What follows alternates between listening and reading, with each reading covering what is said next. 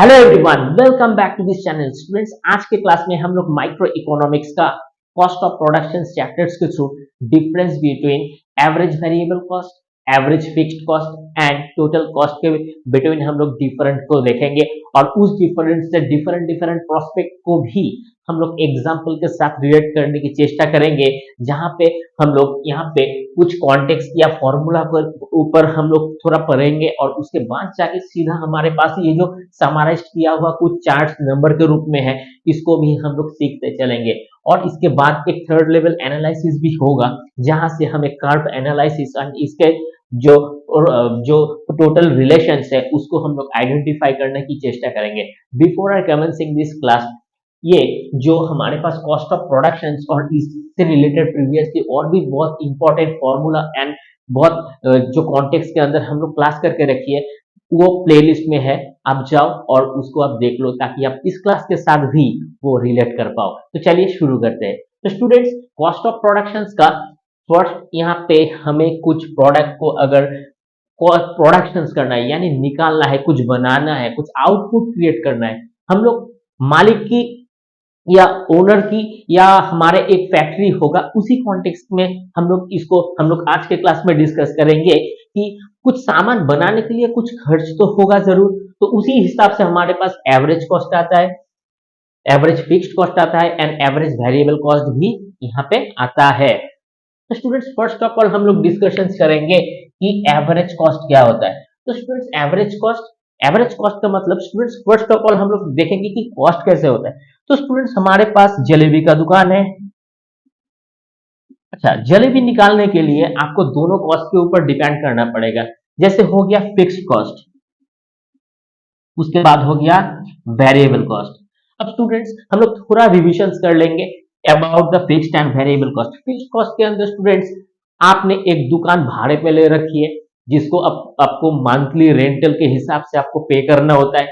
अच्छा, आप कढ़ाई, बर्तन और बहुत सारा माइक्रो ओवन है, आपको ओवन भी खरीदना, अभी ओवन भी आप खरीदे हो, बहुत सारा स्टेशनरीज या फर्नीचर भी आप लगा के रखी हो। तो ये सारे जो खर्च होता है ये फिक्स्ड कॉस्ट यानी वन टाइम इन्वेस्टमेंट आप करके आप यहाँ पे रुक गए। उसके बाद फिक्स्ड कॉस्ट के बाद जाके वेरिएबल कॉस्ट आपको पे करना होता है। अच्छा, वेरिएबल कॉस्ट के अंदर आपको मार्केट प्राइस के हिसाब से रॉ मटेरियल्स खरीदना पड़ेगा।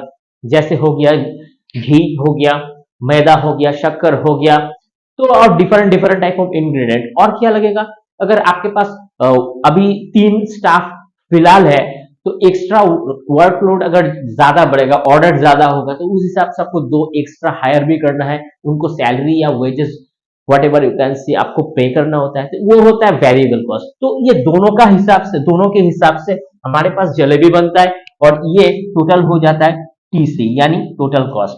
ठीक है, तो स्टूडेंट्स, ये तो गया हमारा रिकैप। चलिए अभी हम लोग इस एवरेज कॉस्ट को समझेंगे। तो स्टूडेंट्स, एवरेज कॉस्ट क्या होता है? एवरेज कॉस्ट के थ्रू हमारे पास जो पर यूनिट टोटल कॉस्ट है, तो उस हिसाब से हमारे पास पर यूनिट टोटल कॉस्ट यहाँ पे आता है निकल करके। तो एवरेज कॉस्ट के अंदर हम लोग पर यूनिट कॉस्ट, सपोज हम जलेबी निकालें तो हम लोग जितना पीसेस जलेबी निकालेंगे इस फिक्स्ड और वेरिएबल कॉस्ट को जोड़ेंगे एट फर्स्ट, और उस हिसाब से नंबर ऑफ जलेबीज को उससे डिवाइड कर देंगे, फिर जाके हमारे पास जो आएगा वो एवरेज कॉस्ट आएगा। तो स्टूडेंट्स, यहाँ पे हमारे पास total cost divided by output, total output का मतलब है आपने कितने पीस जलेबी निकाली। ठीक है, तो टोटल कॉस्ट। तो स्टूडेंट्स, ये टोटल कॉस्ट जो है, ये टोटल कॉस्ट यानी टीसी इक्वल टू, हम लोग एक बार के लिए मान लेते हैं कि हमारे पास टोटल कॉस्ट हो गया यहाँ पे 75 रुपीज हो गया हमारा टोटल कॉस्ट। ठीक है, तो टोटल कॉस्ट हो गया यहाँ पे 75 रुपीज। ठीक है, अब 75 रुपीज टोटल कॉस्ट हुआ। ठीक है, टोटल कॉस्ट को हम लोग टोटल आउटपुट से डिवाइड कर देंगे। सो हम लोग first of all total cost को डिवाइड कर देंगे आउटपुट से। ठीक है, तो उसके बाद जाके हमारे पास आएगा एवरेज कॉस्ट। ठीक है, एवरेज कॉस्ट आएगा। तो ये जो नंबर है ये 75 रुपीज है मान के चलते हैं, और हमारे पास सिर्फ 2 ही जलेबी आउटपुट के हिसाब से आया, तो ये 2 से हम लोग डिवाइड कर देंगे तो 37.5 ये हमारा क्या होगा, एवरेज कॉस्ट। तो स्टूडेंट्स हम लोग लिखेंगे एवरेज कॉस्ट, ठीक है। तो हमारे पास ये एवरेज कॉस्ट बिल्कुल बन के रेडी है। तो स्टूडेंट्स चलिए नेक्स्ट फॉर्मूला के अंदर हम लोग जाएंगे। इसके बाद आता है एवरेज फिक्स्ड कॉस्ट। तो स्टूडेंट्स एवरेज फिक्स्ड कॉस्ट का मतलब क्या होता है? स्टूडेंट्स इसमें सिर्फ और सिर्फ हमें फिक्स्ड कॉस्ट को ही समझना है। हम लोग ये जो जो वेरिएबल कॉस्ट है इस फॉर्मूला के अंदर उसको एक्सक्लूड कर देंगे। अच्छा, टोटल फिक्स्ड कॉस्ट के अंदर हम लोग इस जो यहाँ पे नंबर है ये एवरेज फिक्स्ड कॉस्ट को हम लोग आइडेंटिफाई करेंगे। तो हम लोग मान के एक बार चलेंगे कि हमारे जो फिक्स्ड कॉस्ट है ये है 60। तो हमारे पास क्या होगा, एवरेज फिक्स्ड कॉस्ट। तो हम लोग लिखेंगे average fixed cost equal to यहाँ पे टोटल फिक्स्ड कॉस्ट। तो हम लोग लिखेंगे TFC। इसको मान के चलेंगे कि हमारा 60 एवरेज फिक्स्ड कॉस्ट यहाँ पे 60 है, ठीक है। तो इसी हिसाब से यहाँ पे होगा 60 और डिवाइडेड बाय यहाँ पे टोटल आउटपुट यानी 2। तो एवरेज फिक्स्ड कॉस्ट हो गया हमारा ₹30। तो ये भी हमारे पास बिल्कुल रेडी है। तो हमारे पास अभी जो है एवरेज वेरिएबल कॉस्ट। स्टूडेंट ये जो वेरिएबल कॉस्ट होगा इसमें हम लोग फिक्स्ड कॉस्ट को या एवरेज फिक्स्ड कॉस्ट को हम लोग एक्सक्लूड कर देंगे, यहाँ पे बिल्कुल और बिल्कुल इंक्लूड नहीं करेंगे। सो दैट इज व्हाई हम लोग लिखेंगे total variable cost equal to यहाँ पे वेरिएबल कॉस्ट हो गया हमारा 15। हम लोग स्टूडेंट्स इस समरी का ये जो नंबर्स है हम लोग सिर्फ और सिर्फ इसी नंबर के आधारित पे हम लोग ये एग्जांपल को लेंगे। दैट इज व्हाई हमें समझने में आसानी होगा। आप अपने हिसाब से इस किसी भी नंबर को आप लेके अपने हिसाब से भी इसको रिलेट कर सकते हो और आपको ये बिल्कुल आसान हो जाएगा। अच्छा स्टूडेंट्स, ये टोटल वेरिएबल कॉस्ट जो है ये 15 का है, ठीक है। तो हमारे पास ये हम लोग लिखेंगे यहाँ पे total variable cost equal to 15 divided by number of unit. वही हमारे पास 2 ही जलेबी निकल के आया तो उस हिसाब से 7.5, ठीक है। तो ऐसे भी हमारे पास टोटल वेरिएबल कॉस्ट भी बिल्कुल और बिल्कुल रेडी है। अच्छा स्टूडेंट्स, अभी हम लोग यहाँ पे टोटल कॉस्ट को हम लोग आइडेंटिफाई करेंगे। तो टोटल कॉस्ट लाने के लिए total variable cost and total fixed cost को यहाँ पे लाना पड़ेगा। तो स्टूडेंट्स एक बार के लिए मान लेते हैं कि 75 जो रुपीज है ये हमारा टोटल कॉस्ट है, यानी कि 2 जलेबी बनाने के लिए 75 रुपीज का खर्चा आया है, ठीक है। तो इसके लिए जो खर्चा है एवरेज फिक्स्ड कॉस्ट में गया और एवरेज वेरिएबल कॉस्ट में। तो यहाँ पे TC यानी total cost equal to TVC total variable cost और एवरेज टोटल फिक्स्ड कॉस्ट।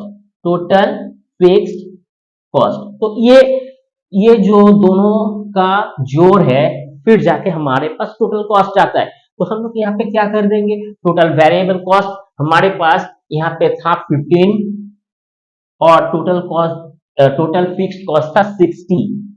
तो यहाँ पे हमारे पास 75 रुपीज का जो यहाँ पे टोटल कॉस्ट यहाँ पे हमें यहाँ पे दिखता है। सो दैट इज व्हाई हम लोग ये टोटल कॉस्ट को ऐसे भी हम लोग क्या कर सकते हैं, हम लोग निकाल सकते हैं। अब टोटल कॉस्ट को हम लोग टोटल आउटपुट से अगर डिवाइड कर देंगे तो इसको हम लोग output by divided by 2 divided by 2 and divided by 2 अगर कर देंगे तो उसी हिसाब से यहाँ पे 37.5, ठीक है, 37.5 हो गया।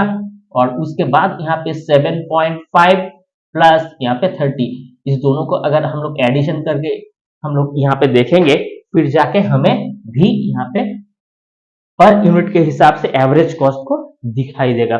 तो स्टूडेंट्स हम लोग फाइनली तो यही बोल सकते हैं कि average cost equal to average variable cost plus average fixed cost. तो स्टूडेंट्स इस फॉर्मूला हम लोग ठीक ऐसे ही रिलेट करेंगे। अच्छा आइए इस चार्ट्स के अंदर कुछ नंबर्स है जिसमें हम लोगों को इसके साथ रिलेशंस करना है और रिलेशंस के साथ साथ हमें ये भी समझना है कि एक्चुअली में इस कौन सा कॉन्टेक्स्ट और हमारा पॉइंट ऑफ व्यू कौन सा होना चाहिए।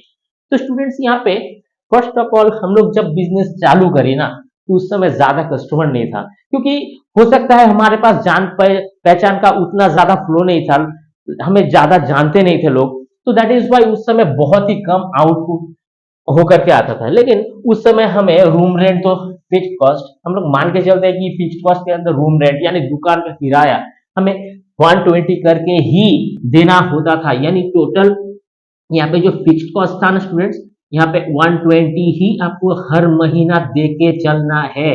इसमें क्यों? क्योंकि आप इसको स्क्वायर फीट के हिसाब से लेकर रखिए हो, इससे कुछ भी फर्क नहीं पड़ता है। लैंडलॉर्ड ये बिल्कुल नहीं सुनेगा कि आप एक जलेबी निकाले हो या आप 100 जलेबी निकाले हो, इससे कुछ नहीं फर्क पड़ता है। आपका प्रोडक्शन अगर बंद भी होगा तो अकॉर्डिंग टू द एग्रीमेंट आपको तो फिक्स्ड कॉस्ट का चार्ज पे करना ही है, आपका प्रोडक्शन के ऊपर नहीं। अगर आपका प्रोडक्शन बहुत ज्यादा हो गया उस समय भी आपको 120 रुपीज ही देना पड़ेगा।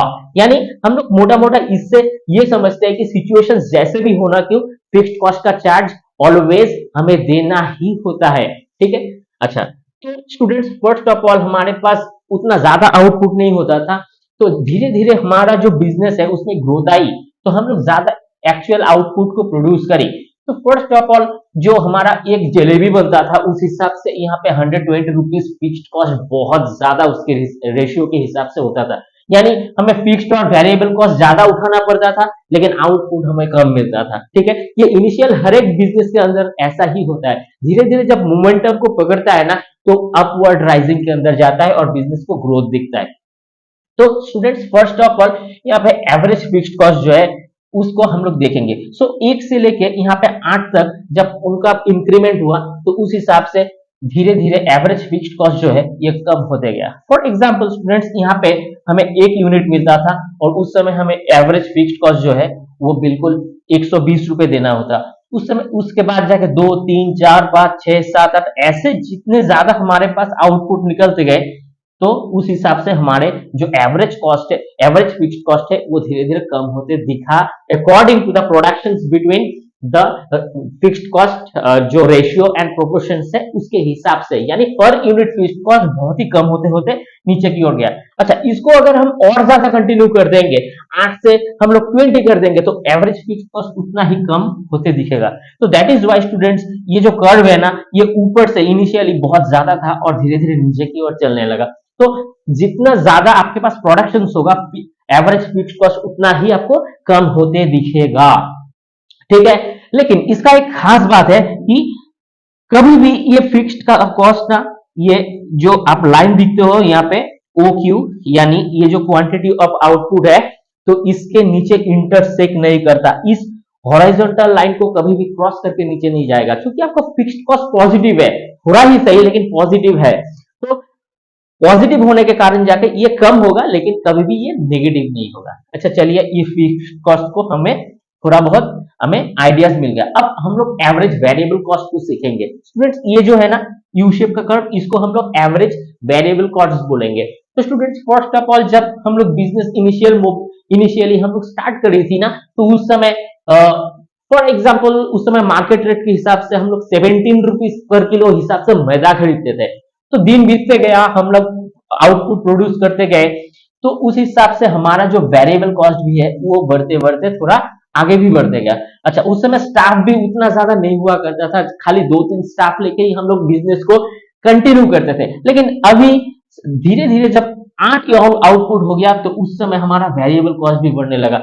अब for example 37 rupees per kilo अब मैदा हमें खरीदना होता है। तो it is depends on the market price, ये मार्केट इन्फ्लेशन रेट के ऊपर डिपेंड करता है। अगर उसी समय 3 आदमी से हमें काम निकालना था, 3 स्टाफ हमें रखनी थी तो 3 का सैलरी देना होता था।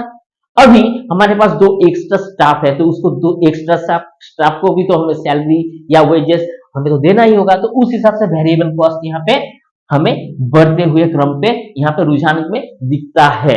तो इस हिसाब से ये जो कर्व है ये यू शेप के अंदर हो सकता है, उस यू शेप के हिसाब से हो सकता है क्योंकि ये शुरू तो होता है जब आपका प्राइस बहुत ज्यादा होता है लेकिन धीरे धीरे इसका एवरेज वेरिएबल कॉस्ट कम होता है लेकिन धीरे धीरे इसका अपवर्ड मूवमेंट ऊपर की ओर जाता है क्योंकि जब जितना मान लीजिए कि आप 1 जलेबी निकाल रहे हो उसके लिए आपको जो सामान चाहिए रॉ मटेरियल्स के हिसाब से 8 जलेबी के लिए उससे थोड़ा ज्यादा चाहिए तो आपको प्राइस तो ज्यादा पे करना ही होता है। तो दैट इज वाई ये धीरे धीरे ऊपर की ओर आपको अपवर्ड राइजिंग में दिखता है। सो ऐसे ही यू शेप में ये जाता है, क्योंकि मार्केट प्राइस के हिसाब से आपको प्राइस पे करना होता है। तो इस कॉन्टेक्स्ट से स्टूडेंट्स हमें ये समझना चाहिए। तो ये हमारे पास, इसके बाद जाके हम लोग एवरेज कॉस्ट को समझेंगे। जैसे कि एवरेज कॉस्ट जो है ये 140, 75, 52 करके हमें लास्ट ऑफ ऑल यहाँ पे 40 के हिसाब से दिखता है। एवरेज कॉस्ट भी यू शेप के अंदर होता है, क्योंकि इनिशियली ये स्टार्ट होकर नीचे की ओर जाता है, फिर जाके हल्का सा स्लाइडली इसमें एप्रिसिएशन आता है प्राइसिंग में, एवरेजिंग में, फिर जाके ये ऊपर की ओर मूवमेंट करता है। सो स्टूडेंट्स ऐसे ही हमारा इस दोनों का जोड़ जाके फिर जाके हमारा एवरेज कॉस्ट होता है। For example average fixed cost हमारे एक जलेबी का हो गया 5 रुपए पर यूनिट, जलेबी का हिसाब से 5 रुपए। अच्छा, इस हिसाब से एवरेज वेरिएबल कॉस्ट हो गया 7 रुपए। ठीक है, तो 7 और 5 यहाँ पे कॉस्ट प्राइस हमारे पास जो होता है यहाँ पे 12 रुपीज। सो 12 रुपीज एक जलेबी बनाने का हमारे पास खर्चा होता है। तो इसको हम लोग जब बेचते हैं, एमआरपी होता है इसका ₹20, यानी 20 रुपए प्रति जलेबी के हिसाब से हम लोग इसको बेचते हैं। ठीक है स्टूडेंट्स, तो ऐसे ही बिजनेस एंड प्रोडक्शन चलता है। तो हमें हर हाल पे ये कैलकुलेट करते चलना है कि हम लोग जब किसी चीज का प्रोडक्शन कर रहे हैं तो उस प्रोडक्शन को हम लोगों को कितने में ये हमारा कॉस्ट प्राइस बैठ रहा है, उस हिसाब से हम उसको प्राइसिंग कर दे और उसको सेल भी कर दे। तो इस कॉन्टेक्स्ट के अंदर हमें ऐसे समझना चाहिए। तो आप किसी भी बोर्ड के अंदर हो, ये कोई प्रॉब्लम नहीं है, आप इसको 2-3 बार रिवाइंड करके देखना और अपने टेक्स्ट बुक को पढ़ लेना, फिर जाके आपको अच्छे से सेंस आ जाएगा और आप खुद से ये जो समरी नंबर्स है इसको भी आप रिलेट करना, तो आपको बेहतरीन से ये समझ में आ जाएगा, कोई डिफिकल्टीज नहीं होगा। अच्छा, आप इसका स्क्रीनशॉट ले लो। चलिए students, if you facing any type of difficulties due to the understand, so you can write down on the comment box. Video अगर अच्छा लगता है तो जरूर इसे लाइक शेयर सब्सक्राइब कर देना। मिलते हैं किसी नेक्स्ट क्लास में, तब तक के लिए थैंक यू।